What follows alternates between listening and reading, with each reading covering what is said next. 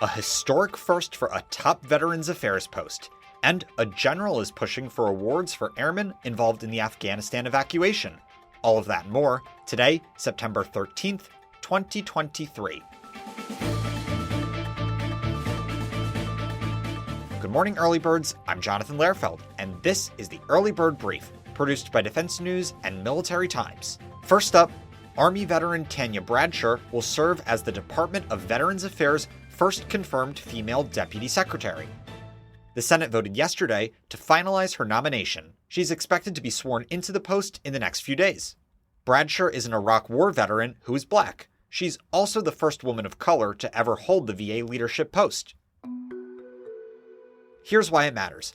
Bradsher's confirmation puts Senate-approved leaders at each of VA's 5 top leadership posts for the first time since May 2014. She replaces Donald Remy, who stepped down from the post in March. Bradsher has held a variety of roles in the Defense Department and in the White House. Most recently, she served as Chief of Staff to VA Secretary Dennis McDonough. She started in that position in March 2021. Yesterday's vote came almost 2 months after Senator Chuck Grassley objected to her nomination. Grassley said he had concerns she failed to protect personal information of VA whistleblowers during her duties as the Department Chief of Staff. The move was another in a long series of confirmation blockades by Republican lawmakers for defense and veterans posts this year. But Senate Democratic leaders worked around Grassley's opposition to advance Bradsher's nomination. Another important story: a 4-star general wants airmen to be recognized for their involvement in the U.S. withdrawal from Afghanistan in August 2021. General Mike Minahan said he plans to nominate Air Force units and service members who participated in the Kabul evacuation for the nation's highest military awards. More than 124,000 Americans and foreign nationals, including 76,000 at-risk Afghans, fled as the Taliban returned to power at the end of the Pentagon's nearly 20-year war in Afghanistan. According to the Air Force, it was the largest air evacuation of non-combatants in U.S. history. Last year, President Joe Biden directed Defense Secretary Lloyd Austin to review all units that were present at the Kabul airport from August 15th through August 30th, 2021. That was to determine whose actions earned them the Presidential Unit Citation or another award. But when Austin last month announced a set of troops that would receive the Presidential Unit Citation, airmen were not among them. That raised questions about the nomination process and whether troops are being fairly recognized for the U.S.-led humanitarian evacuation, dubbed Operation Allies Refuge. Thousands of medals have been approved for airmen in the mobility enterprise who participated in the operation. But the Air Force pilots, medics, and others who flew around the clock for weeks for the mission fell under different chains of command. As a result, they weren't eligible for awards as part of the Army and Marine packages submitted for recognition. Minahan told reporters this week he'll lobby for that to change.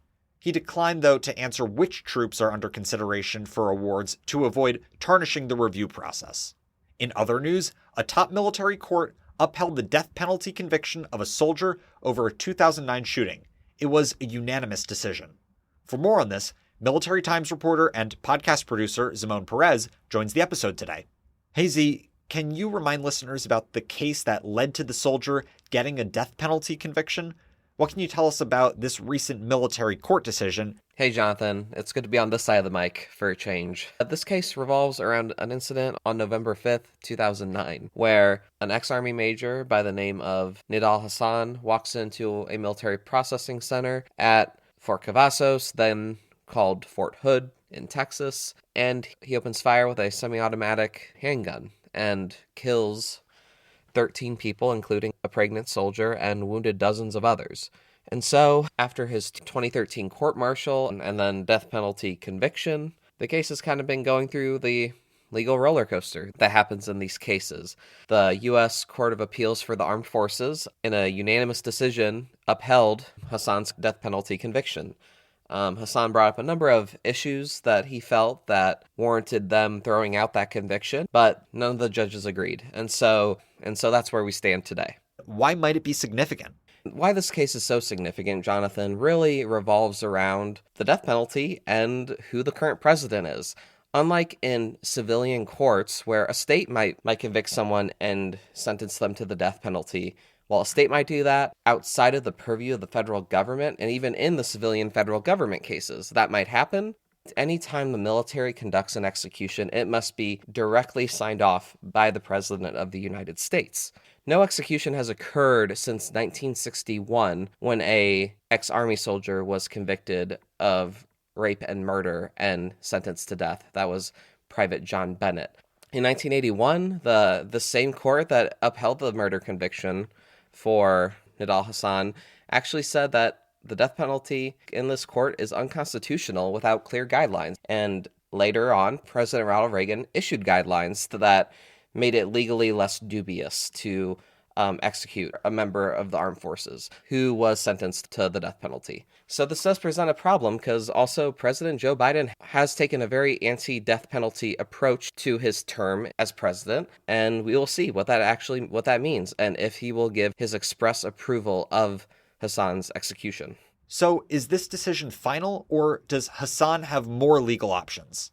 Yeah, Jonathan, people might be thinking, wow, this incident occurred in 2009. It's 2023. His conviction was 10 years ago in 2013. What's the holdup? And based on the expert I was talking to, it's really just the meticulous nature of the American legal system, especially when it revolves around these capital punishment cases, right? Hasan has many tools in his legal belt, his defense team does. First off, they can ask for a reconsideration. Those are of the court's decision. It's rarely given. It's going to be hard, too.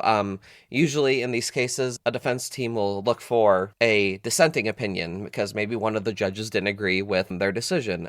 That's not the case here, and that's really where you can lean into some of the arguments the judges make to kind of convince other judges, but that's not what's happening. They hit a brick wall in terms of there was no judge sympathetic to their arguments, and so that's going to be very difficult. But if a reconsideration does happen, that will take a bit of time, but then also he can appeal to the United States Supreme Court, and on occasion, the Supreme Court has granted hearings about this. That's very far down the line for Hasan, but that is an option if they get there. It's not a given that they're going to pursue any of these options. Odds are they will. That's very much in the nature of defending against capital punishment cases, so we'll see. Thanks, Z. If you enjoyed our conversation today, please like and rate us wherever you get your podcasts. Also on the radar for today, NATO nations agreed to a new action plan for bolstering the alliance's industrial base. It comes as governments scramble to restock their weapon arsenals while simultaneously sending military aid to Ukraine. A document from the NATO summit in Lithuania describes the Defense Production Action Plan. The plan will initially focus on land munitions, according to the document. It will serve to help understand the inner workings of the alliance's vast defense industry, including small and medium-sized enterprises. Here's why it matters. One of the most immediate lessons identified from the war in Ukraine was the realization that NATO did not have sufficient ammunition stocks for the nation. That's according to NATO's Assistant Secretary General for Defense Investment. The alliance's Conference of National Armaments Directors held a meeting in September 2022 to examine needs for land warfare equipment and battle-decisive munitions. There, stakeholders agreed a new type of industrial base was required, or at least a different scope and organization for the post-Cold War industrial base. The procurement chief studied how the alliance could collectively work to increase production and determine the level of risk that might be acceptable while drawing from existing stockpiles. The Defense Production Action Plan was born from a mandate to brainstorm how NATO could address bottlenecks. A public version of the document should be available in the fall. And now, here are some other stories that we're hearing chirps about. North Korea's Kim Jong-un rolled through Russia on an armored train yesterday toward a meeting with President Vladimir Putin. U.S. officials released intelligence last week indicating the two leaders would meet. House Speaker Kevin McCarthy said yesterday he's directing a House committee to open an impeachment inquiry into President Joe Biden. The announcement comes as Congress is on a deadline to pass budget bills by the end of the month to avoid a government shutdown. Military.com reported that the Air Force will, as expected, miss its active duty recruiting goals for the first time since 1999. Secretary Frank Kendall confirmed the shortage to reporters during a conference this week. The Swedish government said this week it wants to increase its defense budget by 28%. That would put it on track to reach NATO's military spending target of 2% of gross domestic product. The Scandinavian country is aiming to join the alliance. And the New York Times reported that officials said the State Department is working to repatriate a family of 10 American citizens stranded in Syria. They're being held by a Kurdish-led militia. The transfer would make them the largest group brought back to the United States from northeastern Syria. The Defense and Security Equipment International, or DSEI, conference is happening this week in London. Members of the Defense News team are there covering the event. Follow along at defensenews.com and in the Early Bird Brief newsletter. And on this day in history, in 1993, Israeli Prime Minister Yitzhak Rabin and the Palestine Liberation Organization's Mahmoud Abbas met at the White House to sign the Oslo Accords. That was a step toward ending the ongoing conflict between Israelis and Palestinians.